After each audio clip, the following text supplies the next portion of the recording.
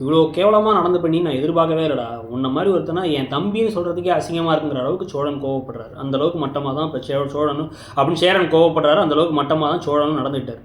So நேராக வந்து அவங்க அப்பா கிட்ட பேசிட்டு ரூம்குள்ளே நுழைஞ்சு பக்கத்தில் படுத்துட்டு, நான் ஏன் படுக்கக்கூடாது, நான் இங்கே தான் இருப்பேன், நீ என் பொண்டாட்டி தானே, நான் உன்னை தொட்டு தாலி கட்டினேன் தானே அப்படிங்கிறார்.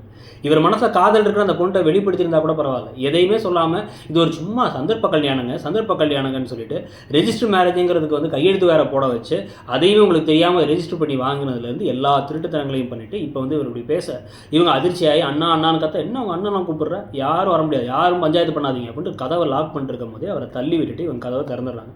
ராத்திரி ஃபுல்லாக அவங்க அழுதுகிட்டு இருக்க அண்ணன் தம்பியெல்லாம் சேர்ந்து அடினா அடிச்சு வரத்துக்கு 2 அடி சேரனே விட்டு கொண்டு போய் படுக்க வச்சா. காலையில் தான் சோழனுக்கு இதெல்லாம் புரியுது. ஆனால் நிலா சோகமாக கிளம்பி போயிட்டாங்க.